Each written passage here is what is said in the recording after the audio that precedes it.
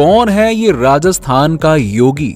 जहां योगी जी नरेंद्र मोदी का दाहिना हाथ बने हुए थे, क्या अब इनकी जगह लेगा ये नया योगी? क्यों लोग इन्हें नया योगी कहकर बुला रहे हैं? ये किस पद के लिए नियुक्त किए गए हैं? आखिरकार ये हैं कौन? कैसे ये मोदी जी और योगी जी के साथ जुड़े? क्या इनके आने के बाद योगी जी की छुट्टी हो जाएगी? क्या ये भी प्रधानमंत्री और मुख्यमंत्री की तरह सन्यासी हैं? अगर आप भी इन्हीं सवालों में उलझे पड़े हैं तो फिकर नॉट, क्योंकि आज हम आपको नए योगी के बारे में हर एक जानकारी देने वाले हैं। इसलिए हमारे साथ वीडियो में आखिरी तक बने रहिएगा। हमारा भारत देश हमेशा से ही सन्यासी ऋषि मुनियों के लिए जाना गया है, क्योंकि इन्हीं की वजह से देश को उन्नति की राह और आगे बढ़ने का हौसला मिला। और आज देखा जाए तो हमारे देश यानी कि भारत देश की कमान भी सन्यासियों के हाथों में ही है, फिर चाहे वो योगी जी हो, मोदी जी हो। अब आप सोच रहे होंगे कि हम इन्हें सन्यासी क्यों बोल रहे हैं। देखिए, क्योंकि मोदी जी की बात करें तो सत्ता संभालने से पहले मोदी जी ये तय कर चुके थे कि वो अपना जीवन धर्म के रास्ते पर गुजार देंगे।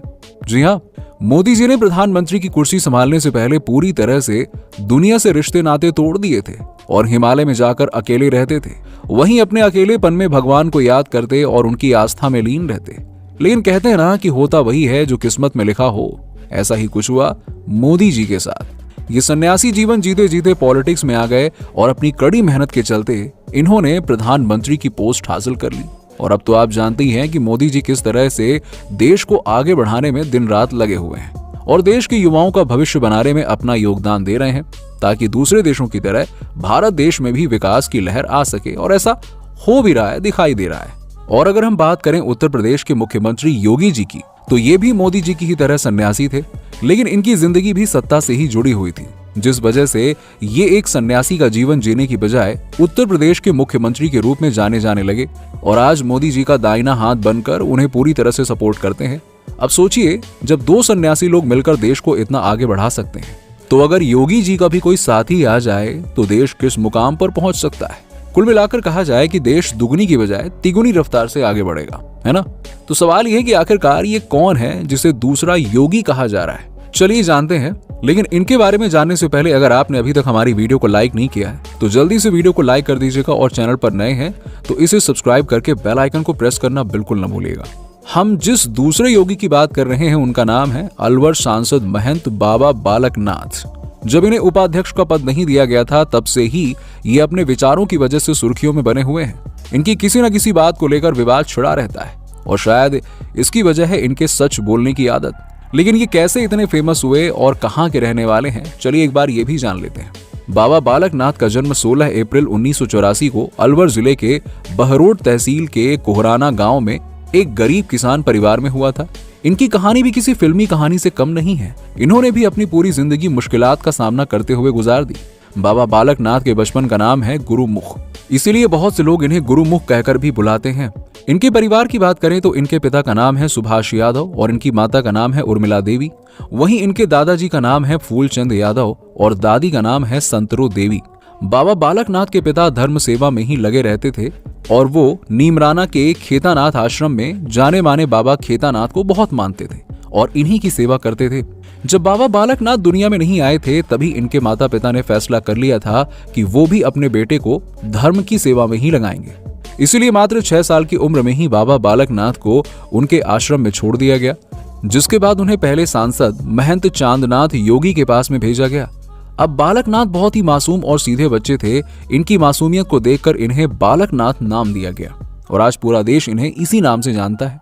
बाबा बालक नाथ दिमाग से बहुत ही तेज थे, इसीलिए इन्होंने जल्द ही चीजों को समझ लिया और बहुत से आश्रम में अपना योगदान भी दिया और एक सफल संत के रूप में सामने आए। ऐसे ही धीरे धीरे करके इनकी पहचान बढ़ती गई और ये धर्म की दुनिया से सत्ता की दुनिया में भी अपनी पहचान बनाने लगे।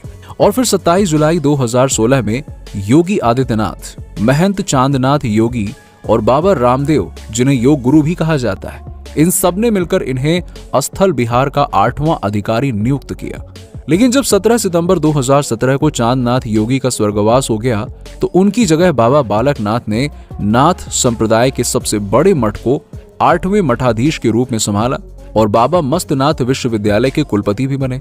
इस तरह ये एक साधारण परिवार से ताल्लुक रखने वाले जाने माने इंसान बन गए और अपनी अलग पहचान बनाई। और अब ये भाजपा के सांसद भी हैं और अब इन्हें योगी जी राजस्थान चुनाव से पहले एक और बड़ी जिम्मेदारी देने वाले हैं। हालांकि विधानसभा चुनाव में अब बहुत ही कम समय बचा है। मुकाबला नए योगी और कांग्रेस के बीच टक्कर का चल रहा है। बीजेपी ने अपनी तरफ से विधानसभा चुनाव के लिए बाबा बालकनाथ को खड़ा किया है और दूसरी पार्टी कांग्रेस के मुख्यमंत्री अशोक गहलोत अपनी पकड़ मजबूत बनाने के लिए नए नए तरीके आजमा रहे हैं जिससे वो चुनाव जीत सकें। महंत बालकनाथ ओबीसी यादव समुदाय से ताल्लुक रखते हैं और साल 2019 में लोकसभा चुनाव में अलवर से कांग्रेस के जाने माने नेता भंवर जितेंद्र को बुरी तरह से हराया था इन्होंने। साथ ही बीजेपी ने बताया है कि नया नाम सोशल मीडिया समीकरण को देखते हुए शामिल किया गया है। 29 सदस्य कार्यकारी समिति ओबीसी एमबीसी नेताओं के साथ साथ जाट, गुज्जर, यादव, विश्नोई, कुमावत, सैनी जातियों को भी शामिल किया गया है। इसके अलावा अनुसूचित जाति और अनुसूचित जनजाति भी इसका हिस्सा है। लेकिन फिलहाल हर जगह जो चर्चा में बने हुए हैं वो तो सिर्फ महंत बाबा बालकनाथ ही हैं, क्योंकि इनकी पकड़ राजस्थान में मजबूत है और फिर ये 8वें मठाधिकारी भी जो हैं। इसलिए भाई हर जगह दूसरे योगी का नाम ही सुर्खियों में छाया हुआ है। अब आपके दिमाग में ये बात जरूर घूम रही होगी कि आखिरकार इन्हें योगी कहकर क्यों बुलाया जा रहा है। इसके बारे में जानने से पहले अगर आपने अभी तक हमारी वीडियो को लाइक नहीं किया है तो फटाफट वीडियो को लाइक करके चैनल को सब्सक्राइब कर लीजिएगा। देखिए, बाबा बालकनाथ का पूरा नाम है महंत बाबा बालकनाथ योगी। अब इनके नाम में लगे योगी की वजह से ही इन्हें योगी नहीं कहा जा रहा है, बल्कि ये भी योगी की तरह ही एक धर्म संत है और हिंदू धर्म में आस्था रखते हैं। कुल मिलाकर ये उत्तर प्रदेश के मुख्यमंत्री योगी जी की तरह ही अपने नाम और काम दोनों से मेल खाते हैं। इसके अलावा बीजेपी भी इन्हें अपनी पार्टी में जोड़ने में काफी मदद कर रही है। अब फिर चाहे बात योगी जी की हो या फिर मोदी जी की, दोनों ही बाबा बालकनाथ को अपने साथ जोड़ना चाहते हैं। लेकिन आप सोच रहे होंगे कि इन्हें क्या फायदा होगा, है ना? तो आपको बता दें कि बालकनाथ की अलवर जिले और उसके आसपास के इलाकों में अच्छी पकड़ है, काफी पहचान है और लोग इन्हें सम्मान की दृष्टि से देखते हैं। इस बात का अंदाजा आप साल 2019 में हुए चुनाव से ही लगा सकते हैं। जब कांग्रेस और इनके बीच मुकाबला हुआ तो बाबा बालकनाथ ने कांग्रेस को करीबन 3 लाख वोटों से हराया था और ये सब कुछ मुमकिन हुआ था इनकी अपनी छवि और पहचान के कारण। अब तो आप समझ ही गए होंगे ना कि बाबा बालकनाथ की कितनी मजबूत पकड़ है। हाल ही के दिनों में बाबा बालकनाथ का एक वीडियो बहुत ही तेजी से वायरल हो रहा है, जहां वो अलवर में तैनात डीएसपी से भिड़ गए और बाबा बालकनाथ का गुस्सा 7वें आसमान पर देखने के बाद तो लोग भी हैरान रह गए। बाबा बालकनाथ ने डीएसपी से कहा कि तुम पुलिस की वर्दी में सबसे बड़े गुंडे हो और तुम्हें इस गलती का खामियाजा जरूर भुगतना पड़ेगा, तुम अभी जानते नहीं हो। बालकनाथ की ये बात सोशल मीडिया पर आग की तरह वायरल हो गई और बहुत तेजी से फैल गई और हर कोई जानना चाहता है कि आखिरकार बाबा बालकनाथ के साथ डीएसपी ने ऐसा तो क्या कर दिया कि इनका गुस्सा ऐसे फूट फूट कर निकला। दरअसल पिछले रविवार को बहरोड डीएसपी ने कांग्रेस के कुछ सदस्यों को हिरासत में ले लिया और साथ ही इन लोगों में बीजेपी के भी कुछ सदस्य शामिल थे और अब बाबा बालकनाथ भी बीजेपी के ही सदस्य हैं। इसीलिए कांग्रेस और बीजेपी के बड़े बड़े सदस्य और जाने माने नेता अपने लोगों को छुड़वाने के लिए बहरोड थाने पहुंचे। पहली बार कांग्रेस और बीजेपी ने एक साथ मिलकर आवाज उठाई और जब पूछा कि उनके लोगों को क्यों हिरासत में लिया गया है तो डीएसपी के पास कोई जवाब ही नहीं था। और वीडियो पसंद आई हो तो इसे लाइक और शेयर करें, साथ ही साथ चैनल को सब्सक्राइब करके बेल आइकन को प्रेस करना बिल्कुल मत भूलिएगा ताकि आपको हमारी आने वाली वीडियो सबसे पहले मिल सके। चलिए मिलते हैं आपसे अगली वीडियो में, तब तक के लिए बाय बाय, ध्यान रखिए।